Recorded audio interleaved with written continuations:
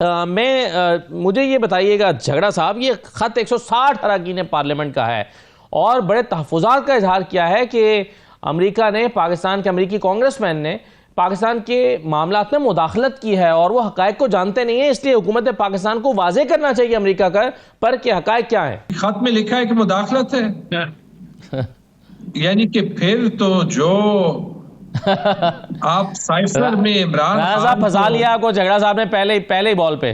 नहीं, मैं बड़ा तफसीली जवाब दूंगा। अच्छा। फिक्र ना करें। तफसीली बंदा जवाब इसलिए देता है क्योंकि जब आपको गोल मोल कोई बात करनी होती है ना, अगर ये खत मुदाखलत है तो फिर साइफर क्या था? हाँ। ये तो बात खत्म हो गई। ये तो दोबारा से जो है वो इनकी सारी ट्रायल, इनकी बेनियती, सिंध हाउस, मतलब ये तो इन्होंने खुद ही कर दिया। इसके आगे मैं क्या कहूँ? I am shocked.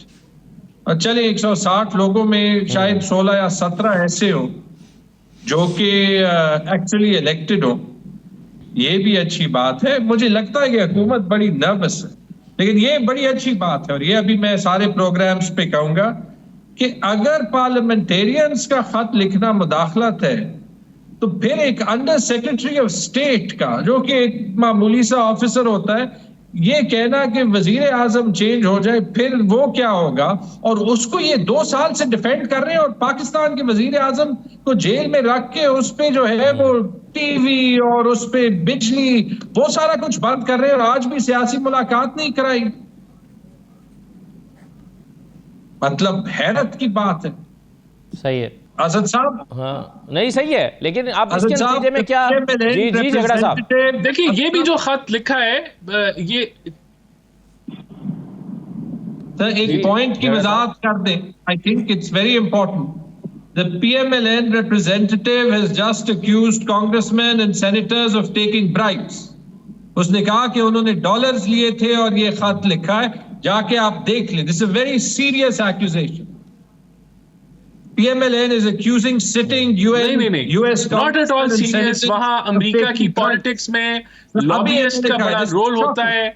लॉबियस्ट फंड्स का जो कैंपेन्स को फंड करते हैं और उसके एवज जो है वो पॉलिसी ट्वीकिंग होती है, उसके एवज सारे ये मामलात होते हैं। ये अमेरिकन पॉलिटिक्स का हिस्सा है। लॉबियस्ट का हायर होना, फिर लॉबियस्ट का मुख्तलिफ कांग्रेसमैन पॉलिटिशियंस को कन्विंस करना कि आप इस इशू के ऊपर बोले, ये वहां पॉलिटिक्स का हिस्सा है। राणा साहब के उन्होंने जाती और माली फायदे के लिए खत लिखा अमेरिकी कांग्रेसमैन ने, ये आप कह रहे हैं ना? मैं आपको कह रहा हूं कि लॉबियस्ट पीटीआई ने हायर किए। हाँ। और ये जो खत है ये उसके नताइज तो उन लॉबियस्ट ने कैसे कन्विंस किया कांग्रेसमैन को आपके ख्याल में? जैसे करते हैं लॉबियस्ट कन्विंस, मतलब पैसे निकाल के, पैसे देके या आर्गुमेंट से?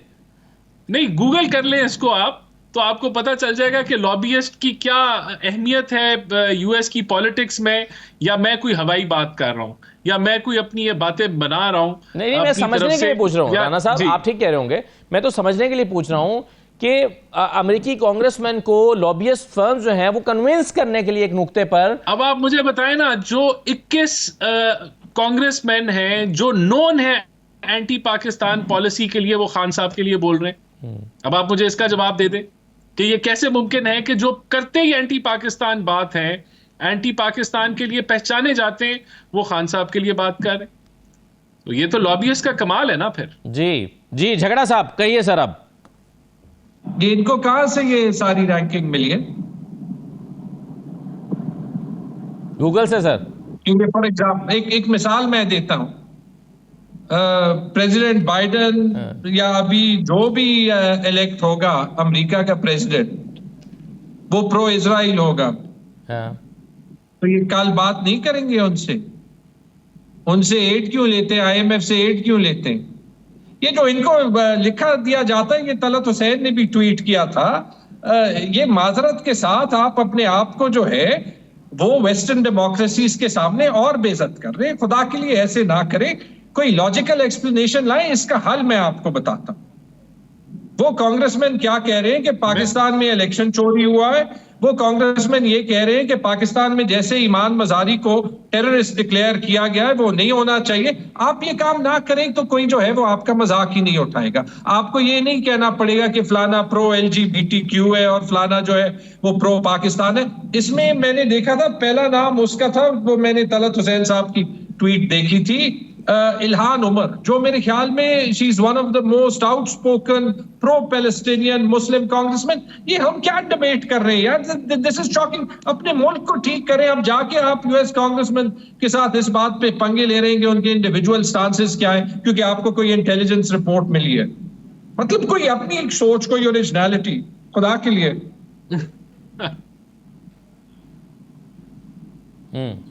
सही है जी। राणा साहब, मुस्कुराना काफी समझा जाए आपका या कुछ कहना चाहेंगे?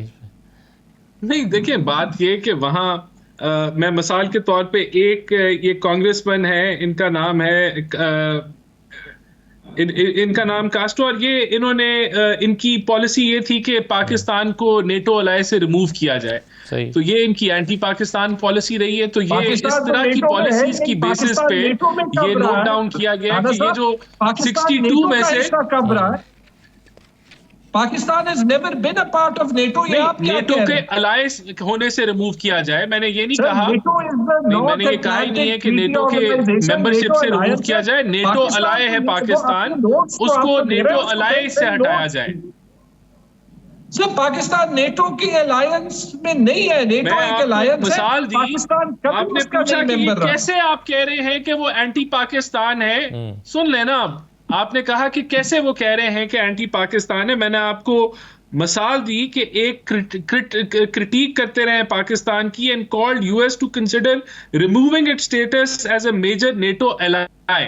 तो हम एलाय हैं नेटो के, तो वो चाह रहा था कि हम नेटो एलाय से रिमूव हो जाए। तो इसमें से 21 ऐसे एंटी पाकिस्तान पॉलिसीज रखते रहे हैं। तो वो लोग गाजा के बारे में बात नहीं कर रहे, लेबनान के बारे में बात नहीं कर रहे, खान साहब के बारे में बात कर रहे। तो इट सेज अ लॉट। आपको कांग्रेचुलेशंस, आपने लॉबियस्ट अच्छे हायर किए और उन्होंने बड़े अच्छे नतायज आपको दिए कि एंटी पाकिस्तान वालों की भी आवाज जो है वो खान साहब के लिए है या नहीं। पाकिस्तान एक मेजर नॉन नेटो एलाय हुआ था। ये मुझे वैसे अखबारों से याद है। आपको Pakistan is not part of NATO, but Pakistan is a NATO ally. आपको ये भी नहीं पता। को नेटो का मेंबर करार दिया। ये कौन सी बात हुई?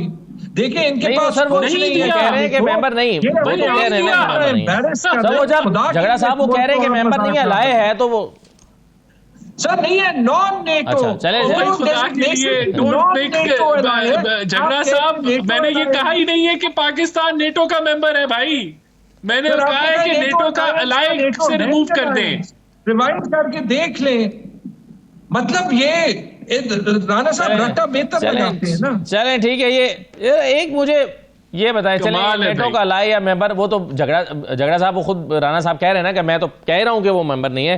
खैर चलिए, लेकिन मुझे ये बताइए कि इस खत में ये भी कहा गया है कि फरवरी 2024 के पाकिस्तानी इलेक्शन पर कांग्रेस मेंबरान की राय भी गुमराहकुन है और यक तरफा है।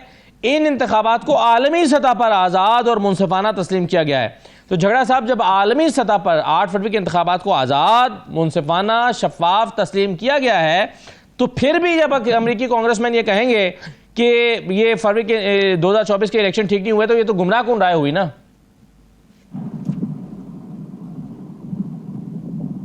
एमनेस्टी इंटरनेशनल की रिपोर्ट आई इमरान खान की इनकासरेशन पे कि सारा गलत है। UN working group on arbitrary detentions की रिपोर्ट आई और उन्होंने कहा कि इमरान खान के अगेंस्ट सारा जो लीगल केस है वो फ्रॉड है, और वो फिर UN सेक्रेटरी जनरल के स्पोक्स पर्सन ने भी कहा। इंटरनेशनल पार्लियामेंट्री यूनियन की रिपोर्ट आई और उसने कहा कि जो पाकिस्तान में ह्यूमन राइट्स अब्यूजेस है और जो 26वीं तरमीम है वो इंडिपेंडेंस ऑफ जुडिशरी को मजाक बना रही। बाकी इंटरनेशनल ऑर्गेनाइजेशंस को तो छोड़ दे, जाके पठान से बात कर ले या जाके ऐसे करे राणा साहब या फिर असद साहब, कोई भी 4-5 सफीर नहीं है इस्लामाबाद में, उनसे जरा ऑफ द रिकॉर्ड बात कर।